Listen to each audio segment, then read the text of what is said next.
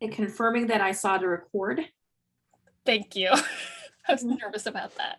Yep, it's recording. Cool. I will do the intro. Okay. For some reason, am I not speaking loud enough to be on Spotlight? For everyone else can mute. Oh, hello? Okay, for some reason, because it's supposed to be on speaker view, and that's how it's supposed to record, but.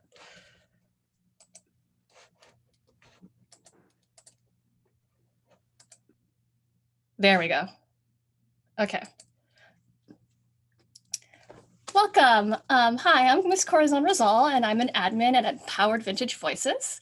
I just wanted to welcome you to our online space where we can learn and teach each other about how to be more thoughtful and inclusive in the pinup, rockabilly, vintage, and historical costuming community. We meet virtually every month to focus on a specific topic, and this month's topic is Appropriation versus Appreciation Halloween Edition. I'm here with three amazing panelists, and I would love to introduce them. If you could just introduce yourself, what native land you're on, what your connection is to the vintage community, and what you're costuming today. So for instance, I'm Ms. Corazon Rizal. I am on Cherokee, Shawnee, and Yuchi land. And I'm a pinup and cosplayer, and I'm really passionate about diversifying and decolonizing the community and helping others come in and do the same. And I am costuming as Scarlet Witch from WandaVision. Lex? Hi there, I'm Lex Arcana. I am currently on Kickapoo, Humanos, Tawakoni, and Wichita land. I go by she and her. I am a vintage repro clothing designer, so that's what brought me to the community. And I really am hoping to make the community a little more safe and inclusive for everybody and not just your stereotypical people who you would think would be in the community.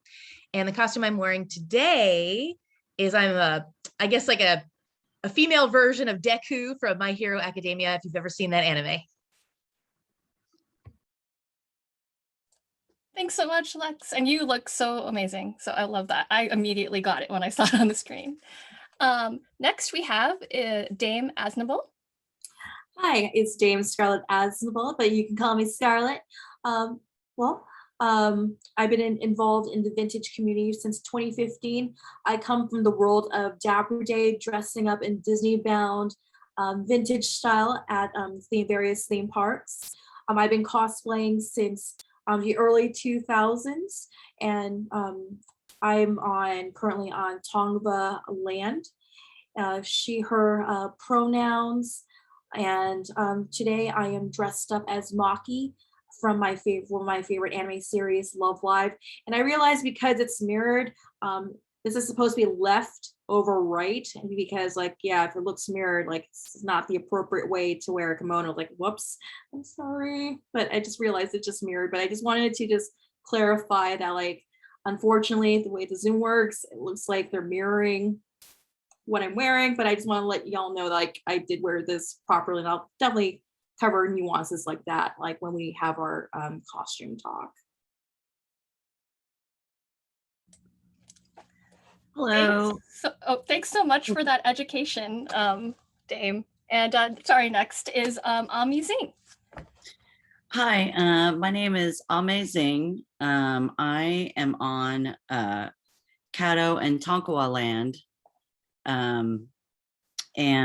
I have been in the pinup vintage community. I've been doing this since 2000, early 2000s, long time. I'm also a fashion historian. Yeah. And I am wearing Yayo Kasama. She's one of my favorite artists. Just amazing work, if you're familiar with her. I absolutely adore her. And if anyone that's watching, if you have a chance to see her exhibits, I highly recommend it. It's worth it. They're really hard to get tickets to because of how popular they've gotten, but I highly recommend. Thank you for joining us, Ame. So the first question I have for the panelists is, how does it make you feel when you see people wear cultural clothing as a costume on Halloween? Given that we have so many diverse voices here and plenty of BIPOC representation, which I'm really grateful for, feel free to use your own lived experiences and your own cultural knowledge. And we're going to start with Lex. So for me, every year I see bubbling up are people who choose to take, well, the cultures that are closest to me, the ones that I've experienced are mostly Black culture. My grandmother's from Barbados. And my grandfather is Indian, from India. So it really hurts a little bit when you see somebody making a mockery of your culture. For example, like for Black culture, you know, when you see particularly white people dress up, you know, with big giant medallions around their necks, and they're going yo, yo, yo, because they think it's cute or funny. But at the end of the day, it kind of makes you feel like that's how they view you as a person. Like they view you as this, like a stereotype versus who you actually are, you know, on the inside and on the outside, really. So for me, it's just watching people just be a stereotypical kind of like what they think that culture is, and then kind of making a mockery of that. It's just, it's too much and it's unnecessary.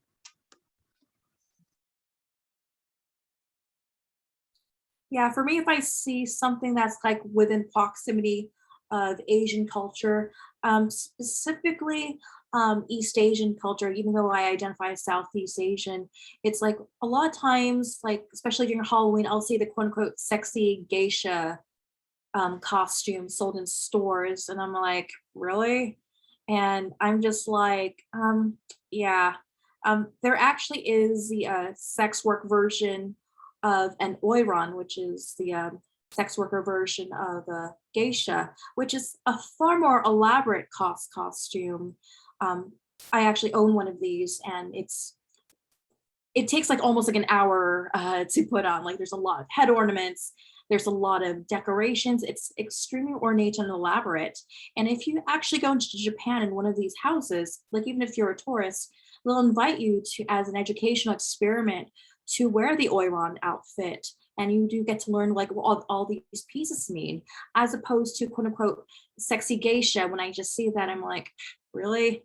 It's very demeaning. It's very stereotypical. And I know later in the conversation we'll talk about sexualization, but the most common thing I see within proximity of Asian culture being worn out as a costume is the sexy geisha.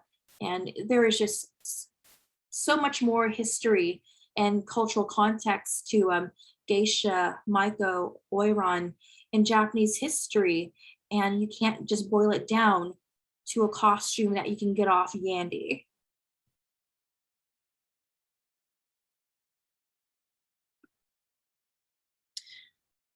My experience, so my father is Chinese and my mother is Vietnamese, and like we immigrated here during the Vietnam War. So my experience with that is the where, you know, people assume that like, well, since you're Vietnamese, you must be like a prostitute, you know, yes, that, you know, you're just easy. And like taking the Chong Sam and, you know, trying to make it, you know, sexy and yeah, just taking it out of context, and it really upsets me. And like, you know, it's not a way to showcase someone's culture.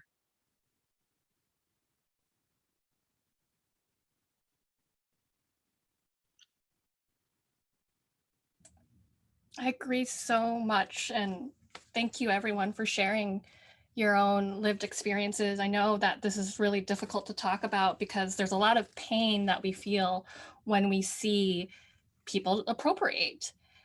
Something that you've touched on, but Dame Scarlett and Ame, is the sexualization that we see in costumes on Halloween. We see a lot of sexualization when others appropriate from other cultures in their costume. And from your viewpoint, if we could expand on that, why is it problematic to sexualize someone's culture, especially on a day or a holiday like Halloween? So for me, there's a lot of problems with sexualizing somebody's culture. While humans are sexual beings, that's true. There is also a time and a place for those kinds of things, and it's just not when you're trying to don a costume. Realistically, Halloween is supposed to be a time for like fun. You dress up, you have a good time. But if you're trying to make fun of somebody in the process or sexualize somebody in the process, it's no longer fun. Who is it fun for at the end of the day? Yourself? Is it fun for those around you? Are you making people uncomfortable around you?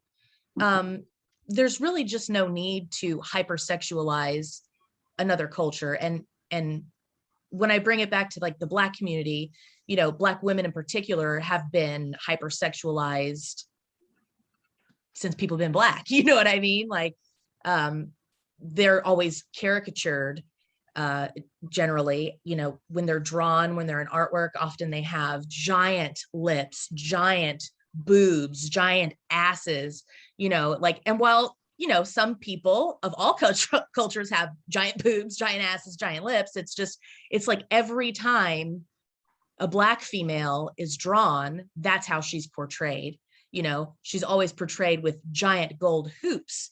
And while that's great, and some do choose to wear that, it's not everyone. And it's very interesting that people will pick and choose to always tend to put those things together and then hypersexualize that being.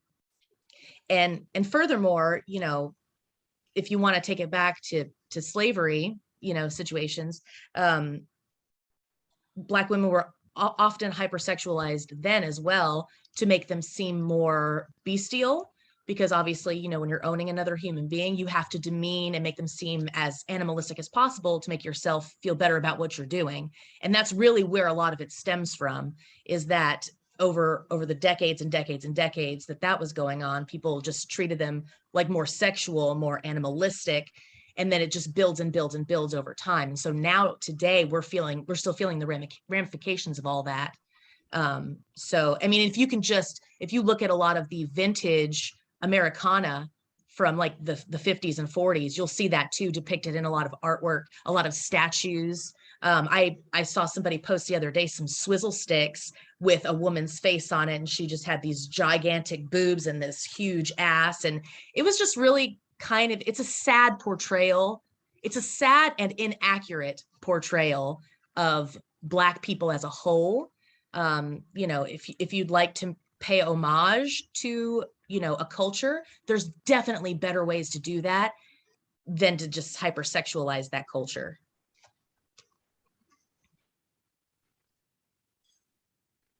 Yeah, just looking at the question again, from my viewpoint, why is it problematic to sexualize someone's culture on Halloween? Halloween, I know we're all supposed to be having fun. Let's just dress up. Like right now, I'm dressed up as Maki in a Taisho era outfit. This actually is somewhat of a period interpretation of a Taisho outfit. It's canonical to the character.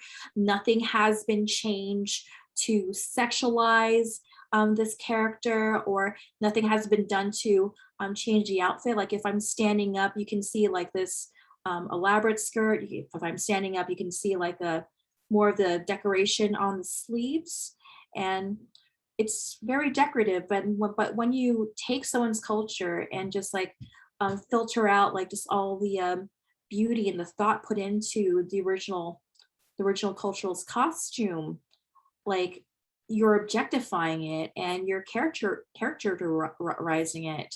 And just looking back at this year in 2021, when we had those shootings in Atlanta where Asian women were targeted, it's also very dangerous to just sexualize Asian women in particular. And I'm just thinking, I mean, it's not just the whole sexy geisha thing that's problematic. It's just also when I just see folks, I know this happened like at the early start of the pandemic when I saw cosplayers cosplaying as Corona-chan. In other words, they were taking a short cheongsam and they were cosplaying as a sexy coronavirus.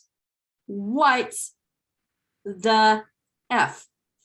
Not sure if we can curse here, but just want to express my disgust. So sometimes I just look at like what non-Asian cosplayers do and to just get attention for like just wearing a sexy rendition, something out of Asian cultures to get attention, just get likes, just to also get subscribers on OnlyFans. Like, great. I mean, if you're doing sex work and cosplay, cool, but please do not do that at the expense of someone's culture. Do not trivialize something like coronavirus and cosplay as sexy coronavirus, because I'm glad that ish got called out the moment it happened. And just seeing that and just kind of knowing what came after all the Asian American violence that is still happening, and you choose to sexualize Asian people as like, oh lol, like, hey, look at me, I'm causing a sexy coronavirus, and just like, I'm just shaking my head like, come on people, like have some common sense.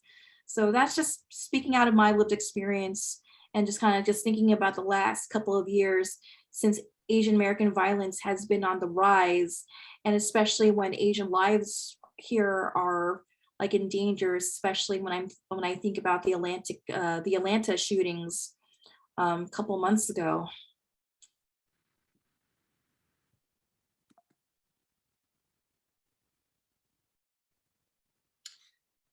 I guess going on that same vein, I mean, with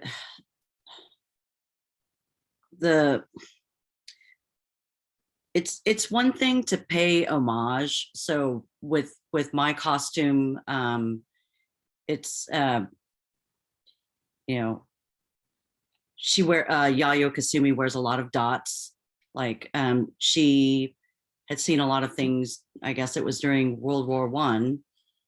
And with her PTSD, she would see dots, and it's something, and I just love her artwork, and it's something that I can relate to.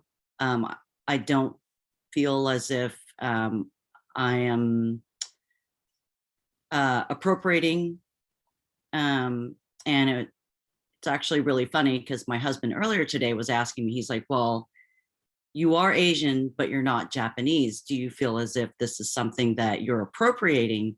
And I'm like, no, I don't think so, because I feel like I'm celebrating her. Like I'm trying to, help people understand and know her work. And, it's not something that I'm trying to make fun of or sexualize or, try to, get laughs or likes or whatever it is. I think it's about trying to be cognizant and aware and do research on, your costume, and like ask questions. Don't be afraid. If you feel like it infringes, like there's a lot, like with Lex Arcana, I've asked her because I also enjoy a lot of African cultures, their prints and their colors. It's bright, it's beautiful, and I want to be able to wear that and showcase it, but in a respectful way. And it's like when you ask questions and you find out like, no, you can't wear these certain things because these have religious meaning or, cultural meaning, and understanding that and knowing that, you can move forward and still enjoy something and not appropriate it.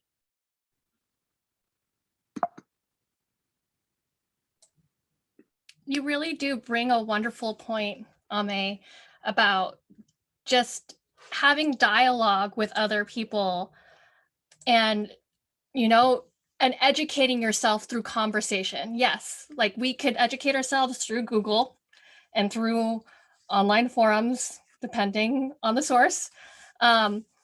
But I feel like we learn the most through discussion and reaching out to each other and asking for permission, of course, for that emotional labor. I'm thinking of honoring this culture. Is this what, from your perspective, what do you think? Do you have some resources?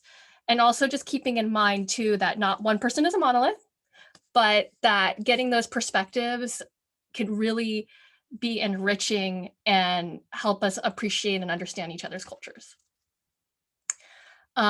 It's 2021, and I can't believe I'm saying this, but blackface, brownface, yellowface, even the fox eye trend that we've been seeing in TikTok is still something we are witnessing to this day, and it's such a shame.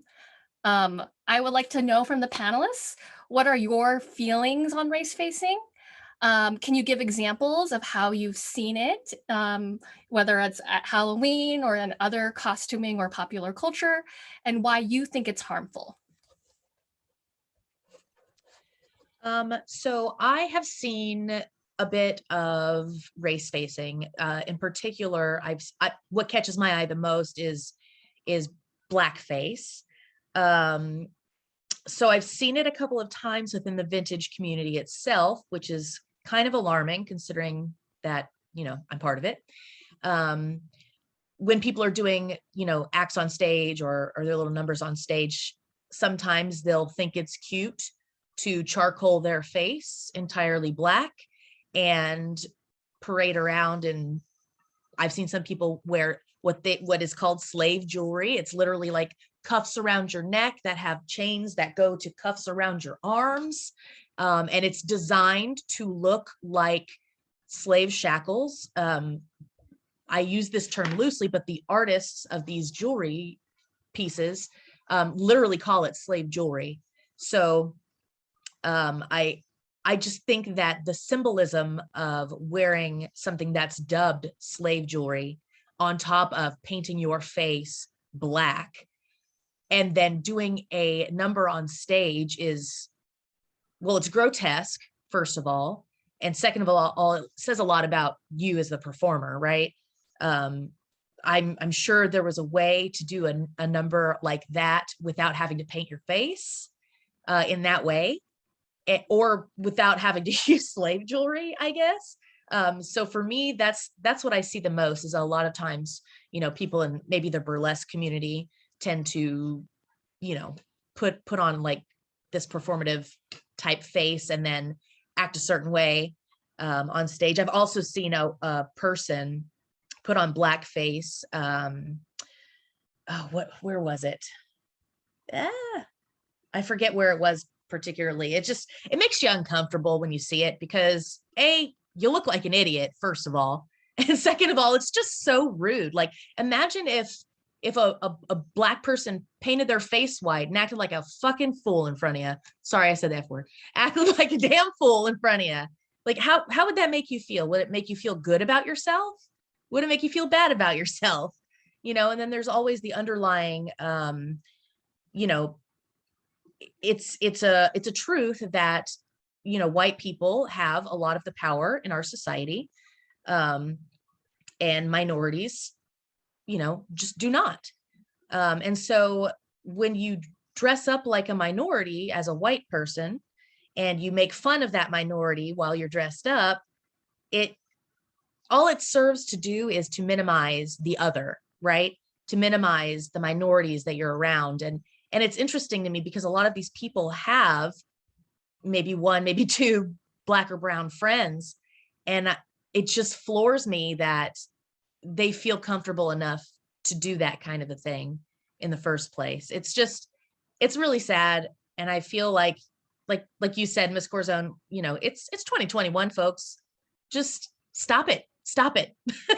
You can even pretend to be a, you know, you could be a person, any person, without having to put on their actual skin. It's weird to me. Like, I can dress up as a darker Black person without having to paint my face dark. It's just not necessary. And especially if you're artistic enough to just think about it for a moment, how can I, you know, do my hair properly? How can I adopt the mannerisms of this person? You know, you can do it thoughtfully, respectfully. You can pay homage rather than making a caricature out of a whole culture.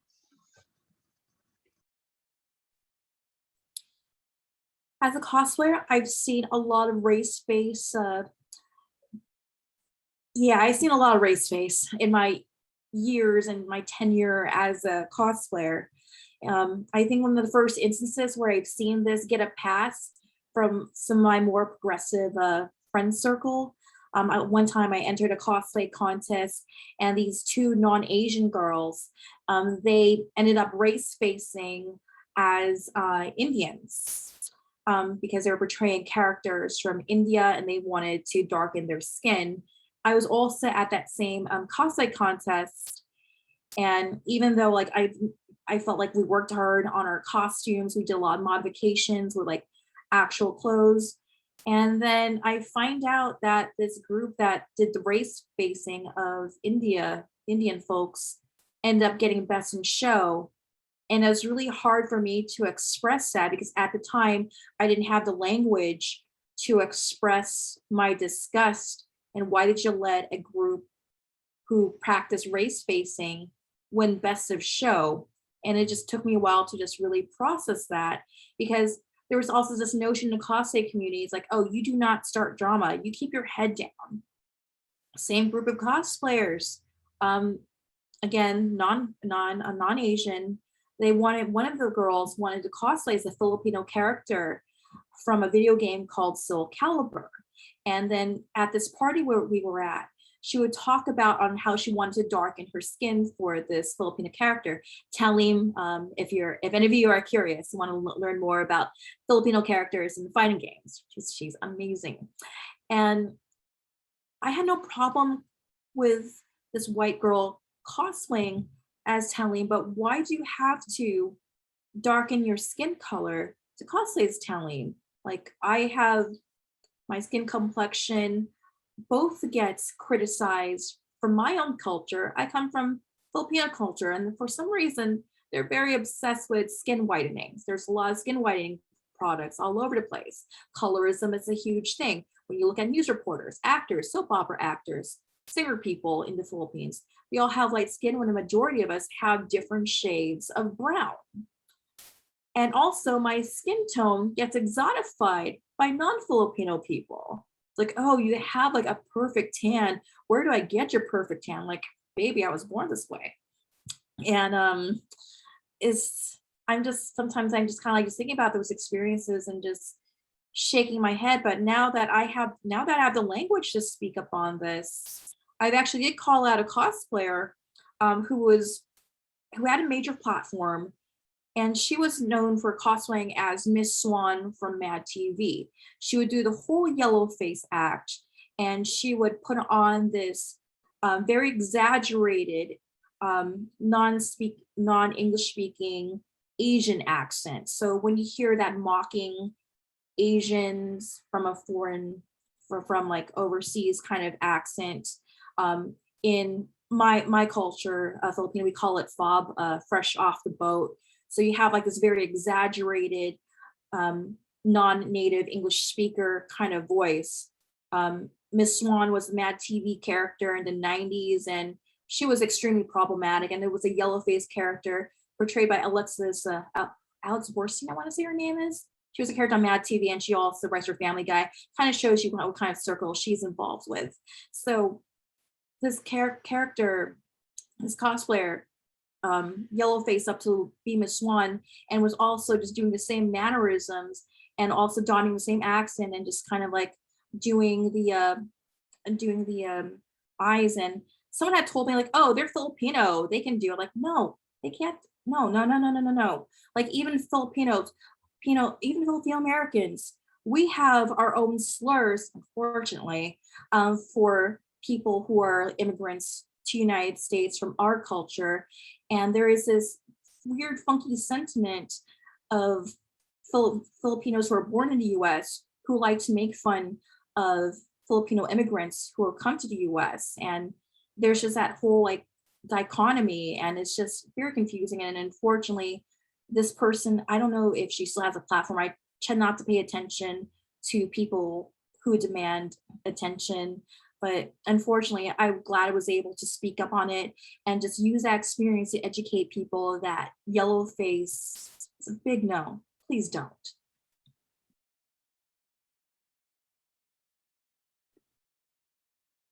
So also being in the vintage community, and then the subculture of with tiki, I see a lot of race facing.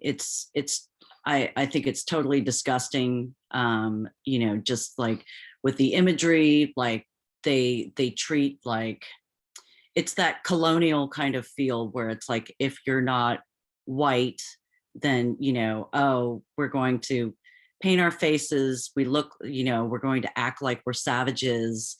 And it's this whole kind of Western European, like, because like our cultures, our country, like we come from places where we didn't have like Christianity, or we didn't wear clothing because it's also in a tropical area, so it's hot, and it's the, you know, women will go around, you know, without tops and things like that, and they just think that we're savages. We're once again, you know, sexualized, because it's just, I think it's just because it's just a different kind of culture.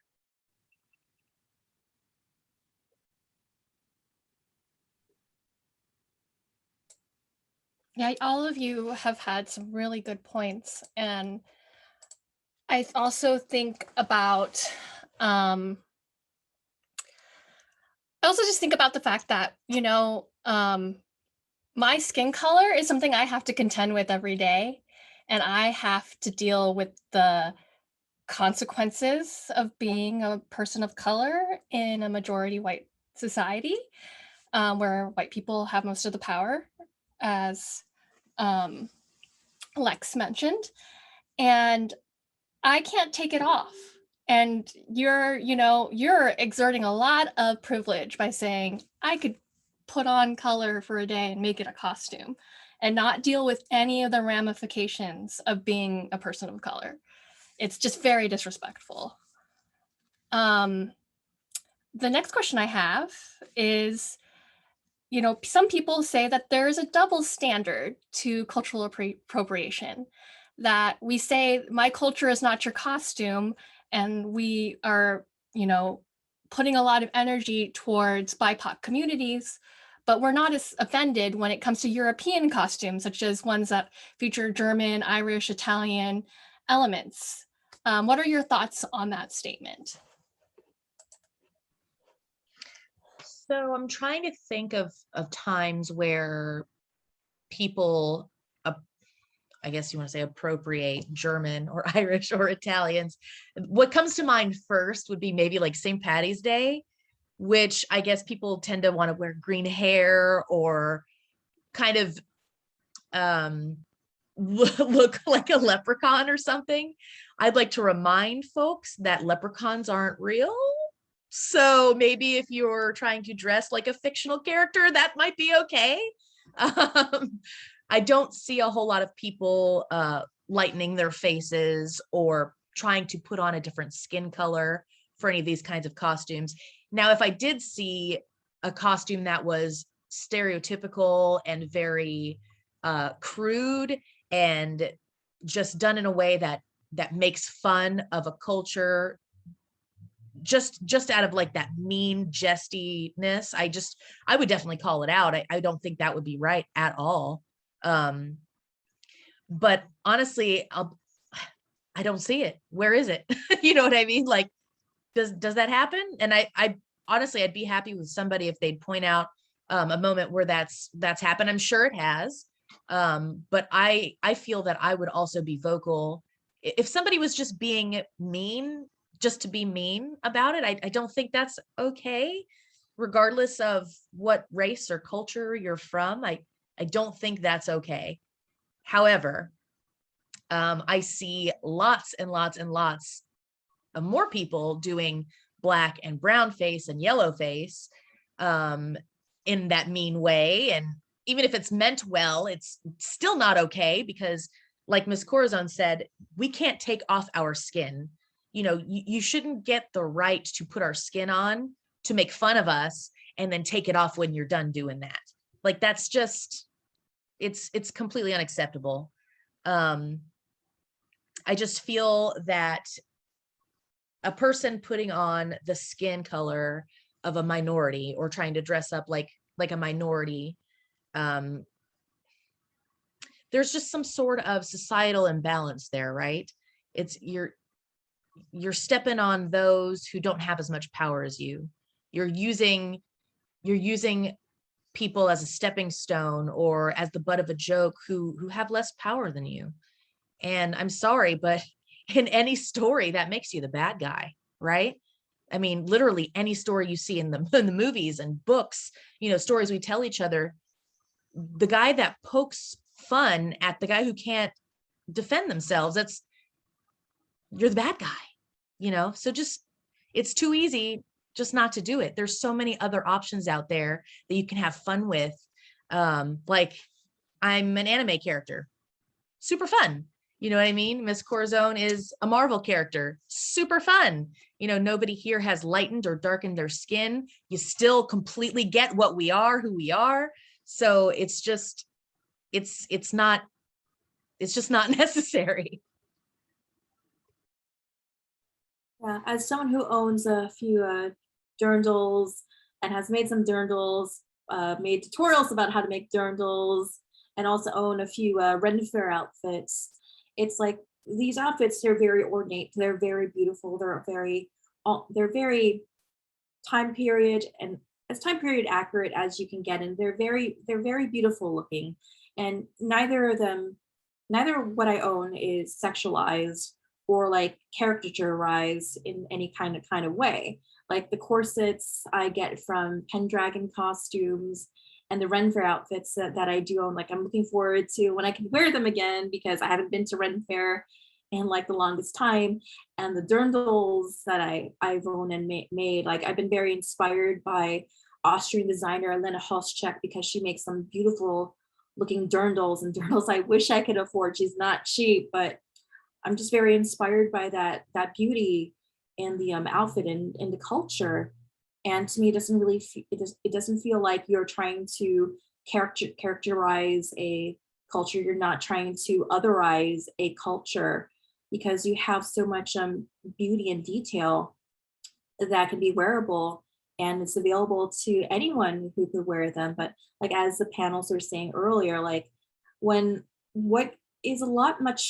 much more offensive and just eye twitchy is when you see folks who are often otherized, when their cultural outfits get demeaned, they get othered. It just kind of just makes you think like, well, there's so much thought and effort put into these outfits for Ren Fair and for Oktoberfest, and then you look at just some of these outfits that you see on Halloween websites that like characterizes a culture. Just kind of makes you scratch your head. And I feel like anyone who brings up like, well, what about dirndls? What about Ren Fair outfits? Is that cultural appropriation? And I really feel, because the nature of Facebook and the nature of social media and the nature of just how people just want to debate, people are just like looking for an excuse to fight when they're just looking to like just bring this up in conversation.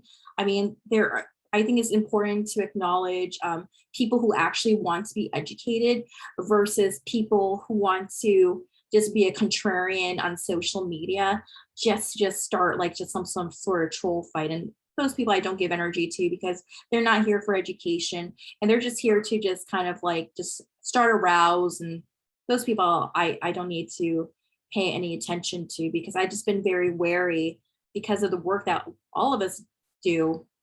It's just kind of being careful about who to respond to, like who wants to be educated versus people who are just trying to walk you into a internet debate trap.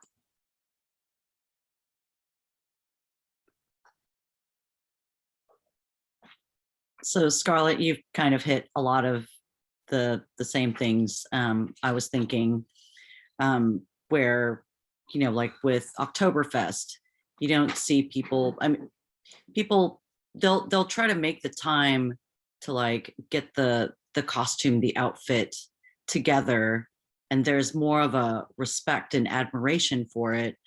And like with our cultural dresses from our heritage, I mean, I feel like with white, I mean, they're trying to reduce the important parts of that person or that ethnicity, you know, and just, they kind of also pull that like reverse guilt on you, you know, where it's like, it's not my fault, you know, it's you, it's about you, you know. And for me, being taught for so long, like when someone's coming at you, you're like, you're right, of course, I'm sorry. You have that kind of, you take yourself back, you know, you're like, I don't know what I'm talking about, I'm so sorry. They try to pull the reverse guilt on you. And you know, it's super frustrating.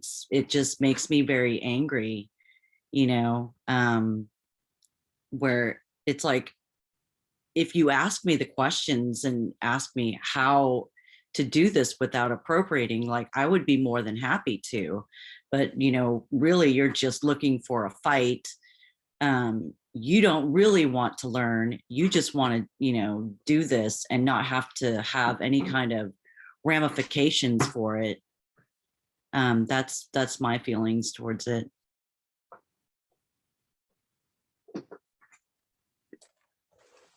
I just want to interject real quick. Sorry. I just want to point out one more time that there is a huge difference. Like as for the drindle that Scarlett brought up, the drindle comes from a culture who colonized a good chunk of the world. It's a lot like, it works a lot how racism works, you know, like you could be racist toward a Black or brown person, but it's really not a thing for a Black or brown person to be racist towards a white person, because that's just not what that means. Because there is a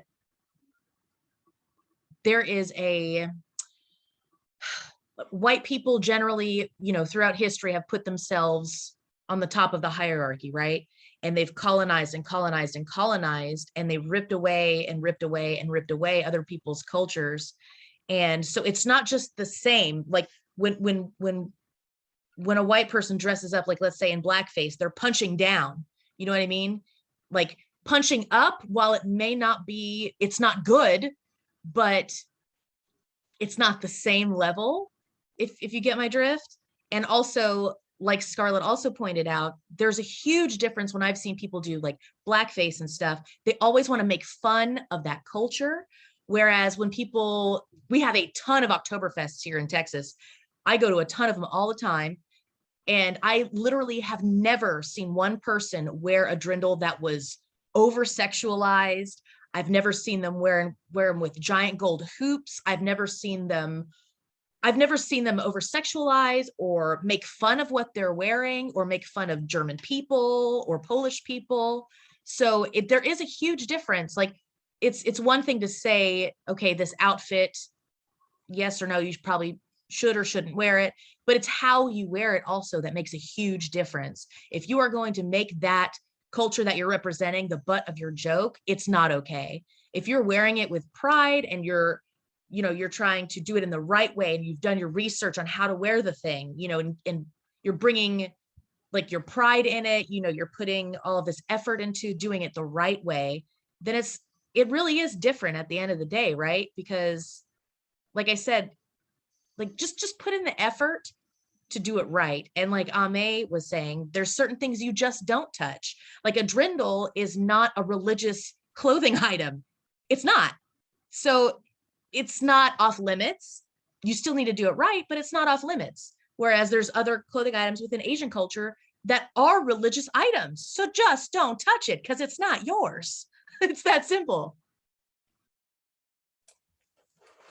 Yeah, thank you so much for touching upon like the whole power differential element when it comes to costuming, and like, because like it's really important. Like, you are punching down when you culturally appropriate. I did want to add one bit to the conversation, because we mentioned Irish. I mentioned in the question, and we talked about leprechauns and whatnot. And I think that, historically, Irish people, I don't think, have colonized. And there have been harmful stereotypes, like Irish people are really drunk because of St. Patrick's Day. And I think about, people who use Irish, people, like a certain school who uses Irish as a mascot in this country, and how they're fighting all the time. I think, having these conversations with Irish people and knowing how they feel about that, from my own experience at the very least, they are really uncomfortable with that. And especially people from Ireland who live in Ireland, like that St. Patrick's Day really wasn't a big thing that was celebrated in Ireland, but they, got into that because of the tourism aspect. And it's, I think that I could speak for everyone here and echo what Lex said, that if we see people punching down, no matter the color of your skin or your background, we're going to call it out, and we're going to call it what it is. It's wrong.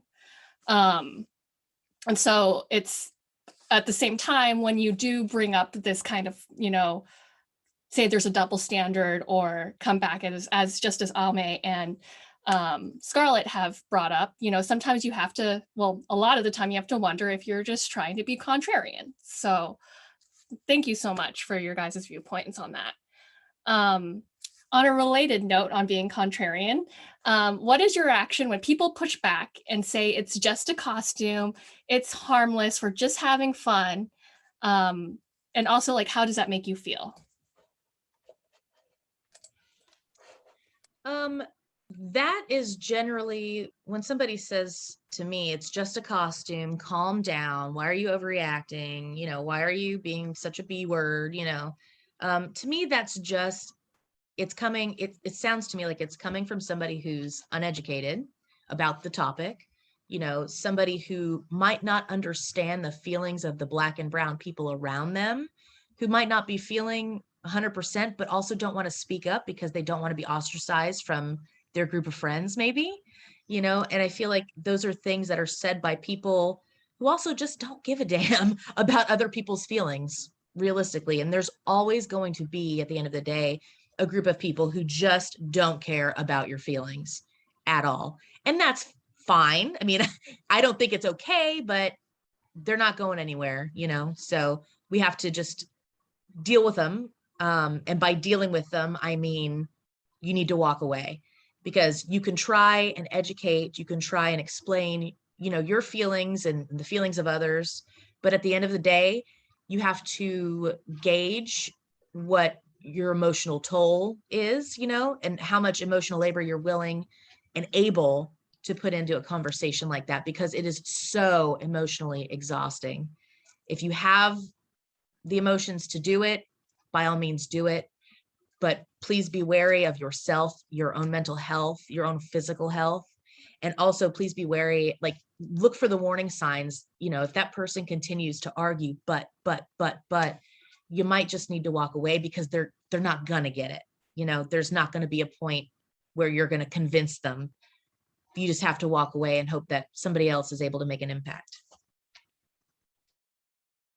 Yeah, when you come up with a response, it's just a costume or just having fun. It just shows me like what kind of person you are, that you don't care.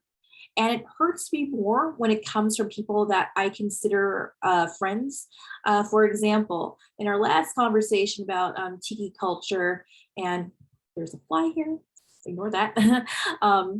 When we were speaking about tiki culture, I had a friend of mine from the Disney community. He's like, but I'm part Hawaiian and I don't think it's an issue. Like, well, the point is you need to listen to people's lived experiences and people who are native to that culture, rather than just butting in and just claiming like, hi, I'm this and this and that. And like, you really just need to listen. And I know like a lot of us aren't perfect. And I know a lot of us will still need to just learn about certain cultures, certain practices, and just being aware of that. But when you just dismiss with the phrase like it's just a costume, whatever, like who cares?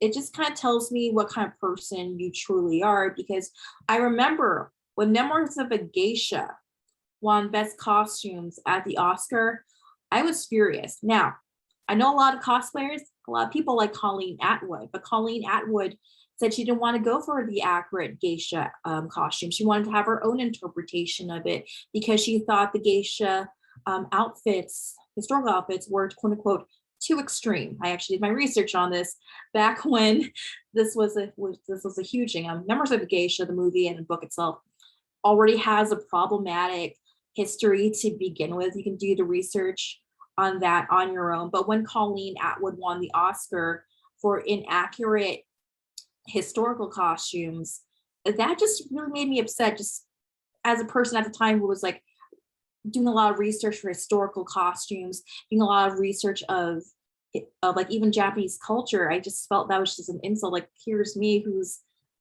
studied this, and here's someone's like, oh, I'm just gonna do my own thing with this period piece. And that just really made me upset. And then I expressed that on social media, live journal at the time.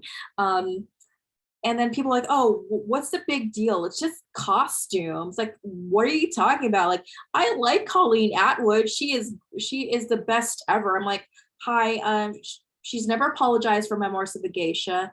And anytime I just see this designer get praised, I'm just like, yeah, I remember what you did with Memoirs of a Geisha, and it's not as pretty as you think it is. And anytime I see people defending with the phrase, it's just a costume, it's just very upsetting, because like maybe you should listen to why people are upset first, and maybe you should, like, I don't know, develop some empathy skills. Like, that's a start. That's just my 2 cents on anytime I just hear the phrase, no big deal, who cares, whatever. It shows me what kind of person you really are. Someone who just lacks empathy and probably just needs to learn it.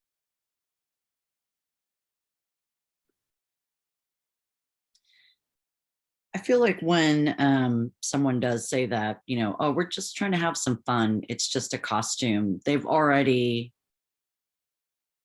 showed their cards, they're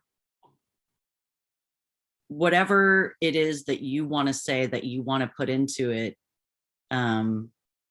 they've already made up their mind. Like, they've already put up the wall, and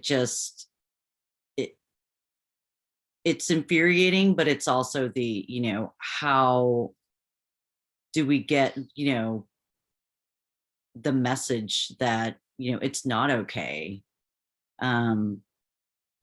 especially to people who just don't want to listen, or like Scarlett said, to learn some empathy, like,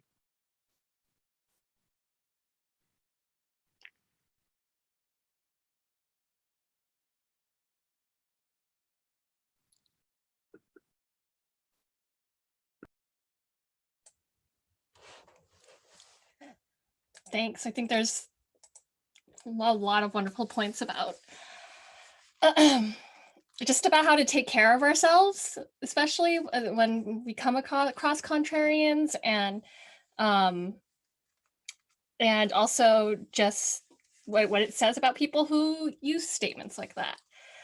I think we've talked a lot about a cultural appropriation, but I think it's interesting to also talk about cultural appreciation because that is also the other part of this panel.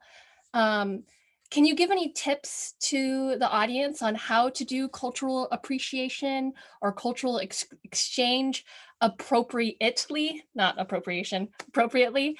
And feel free to use your own lived experiences. So I would say if there's a culture that you'd really like to pay homage to, for Halloween or beyond that, there are definitely ways to do that appropriately. You have to start, it all starts with education, right? The first thing you need to do is get your butt online and do some research. Like we talked about earlier. Find out what items are religiously based and make sure you stay away from those, because if it's not your religion, you shouldn't touch it.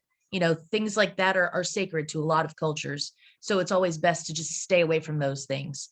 But there are a lot of just everyday wear things that you could thoughtfully use. And if you're gonna, like a lot of people now, they like to dress up and then post on Instagram. And I love seeing pictures like that.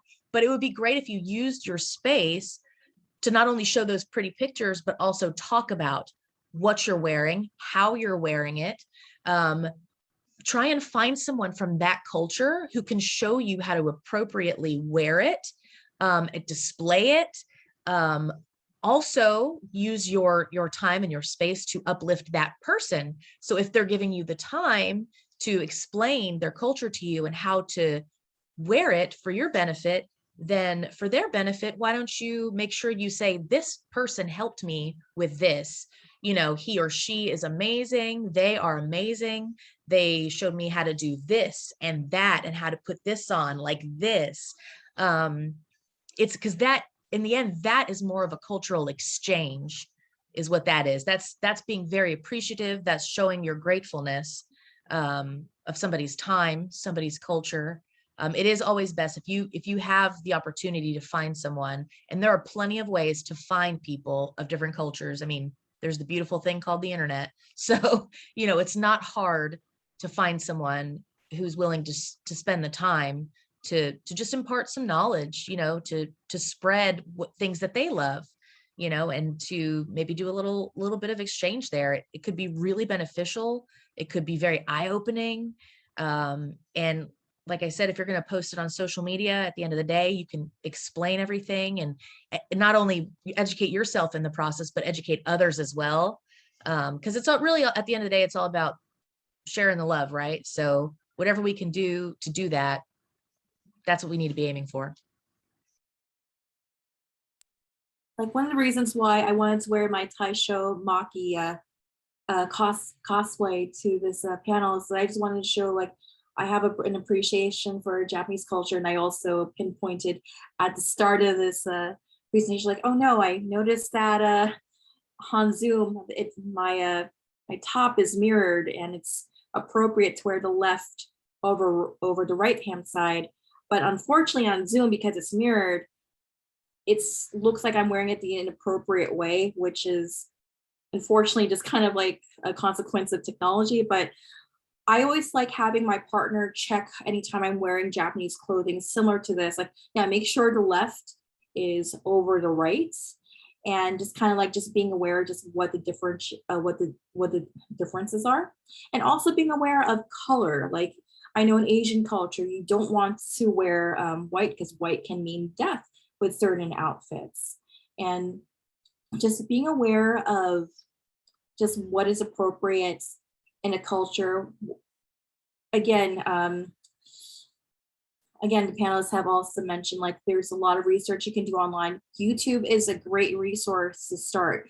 You can have like a visual representation there. There's a lot of YouTubers in the historical costume community that have done amazing tutorials, that have done amazing like videos just highlighting what are just some what are cultural costumes, and you can also educate yourself on just learning about just different things from different time periods, different things from different cultures.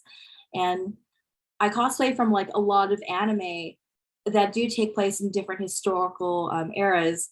Like right now, again, I'm cosplaying as Maki from Love Live, and she's wearing a Taisho era outfit. And one of my other favorite animes, Demon Slayer, which takes place during the Taisho period, also has like a lot of Taisho aesthetics to it as well. And every now and then, if there's like if there's a space and if it warrants it, I'll make there's this running joke in Demon Slayer, like at the end of each episode, like, hey, want to know a Taisho fact?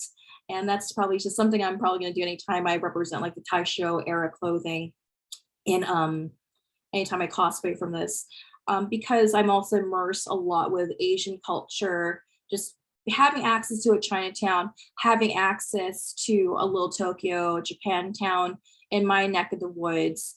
And even for a time being, when I had access to the Vietnamese American community, I would also just find out what, as an Asian in that space where I'm not of the culture, like, okay, what are things I can wear to their festivals?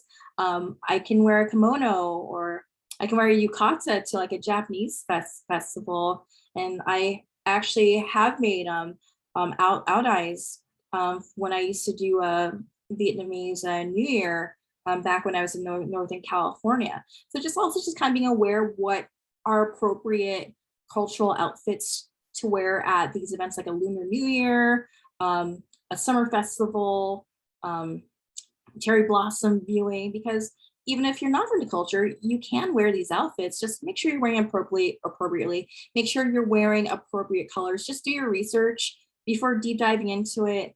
And currently I have a friend who's Chinese who wants me to get into Hanfu, which is these beautiful, look it up, they're very beautiful, Chinese robes, like almost from the Han Dynasty.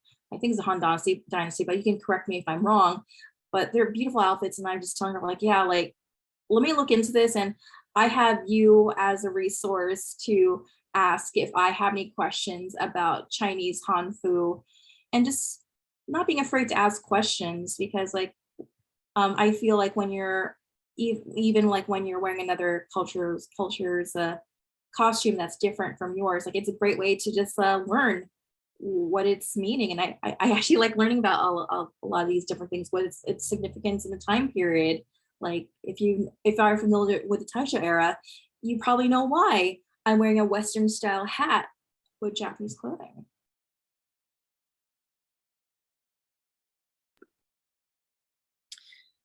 So for me, I actually joined a DESI group to learn how to do Bollywood belly dancing.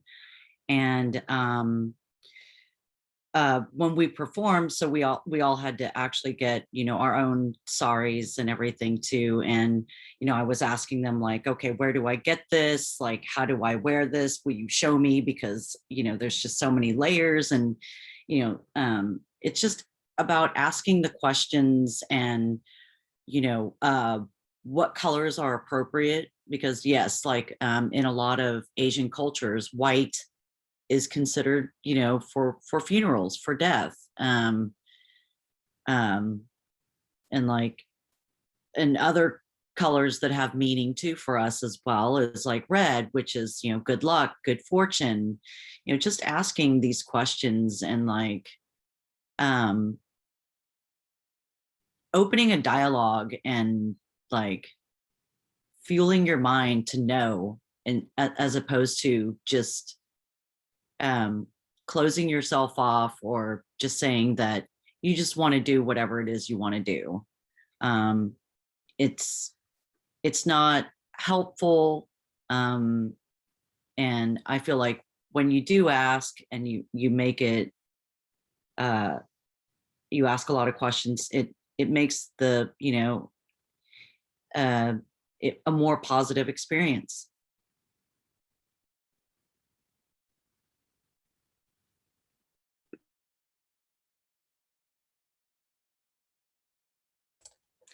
And I just also wanted to add, because I was thinking about it too here, because we've been talking about sourcing materials and whatnot, for your cultural appreciation costume. Going directly to the source is the best thing that you can do. And that's finding someone from that culture who is selling the actual garments or the fabrics or the accessories, and making sure that they profit off of it. Because I think a huge counter argument I hear a lot in the vintage reproduction community, especially for designers, they'll say, well, it's okay that I bought this because I bought this from an Asian country. And I bought it at this factory that is basically selling cultural appropriation. and it's just, even though it's out there to buy, it still is not necessarily something that is respectful to buy. And so, talking to cultural practitioners, finding, shops that, people that are small businesses, especially, that you can support is one of the best things you can do when you're sourcing. I just want to thank all the panelists that are here today. And I had just one final question. Is there anything else you would like the audience to know about responsible and thoughtful costuming on Halloween and beyond? I would just like to remind everybody of the golden rule. It's just, kind of do unto others what you wouldn't mind having been done unto you. So if you feel like what you're doing is something you can't take, then don't do that thing. And if you have questions about what you're doing or you're uncertain, then I would just not do it until you get those questions answered. Yeah, definitely agree. I would just say, like, you know what? We have access to the internet. We have access to all these resources, YouTube videos, photos, photo archives, even. Like, I believe the New York Public Library, I used to use them as a resource to research costumes. Like, you can actually do your research and you can see what's appropriate, what is not appropriate. There's a lot of resources out there to kind of, like, if you just want to deep dive into just like, hey, maybe I want to make a yukata for a cherry blossom viewing. Okay, are some appropriate patterns? Where can I get these types of patterns that's where we can source them from someone from that culture, or support like a small business. Gotta give a shout out to Tangerine Mountain, who do sell vintage kimonos, vintage obis, and vintage various vintage Asian clothing. And what are just some ways where I can just not only I want to dress up as this, but what am I also learning from this? What does this outfit mean to the culture? And how can I also educate other people about what it all means, just so we can just be better about just understanding ourselves as global citizens?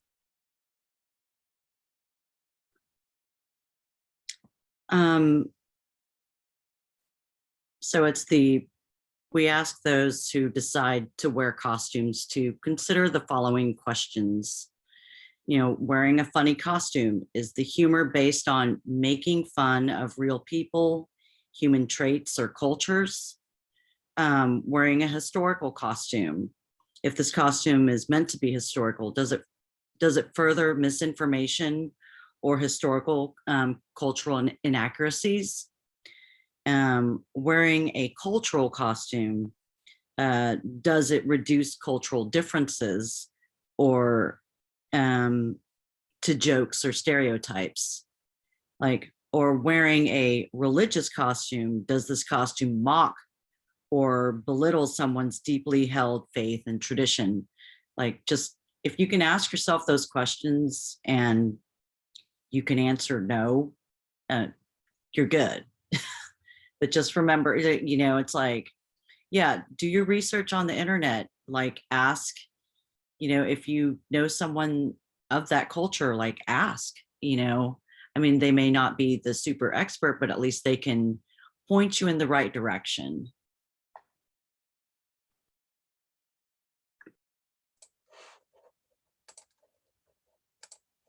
Well, thank you so much to all of our panelists for their education, for sharing their own experiences, and just for their emotional labor. If you want to give back to this community, we have a Venmo. Does somebody know that off the top of their head? I just say like just go to the link in description. Yeah, if you could just go to the link in the description, we have a Venmo account where you can donate to our wonderful panelists, and stay tuned on our social media to see what we'll be discussing next month. Thank you, everyone. All right, be excellent to each other.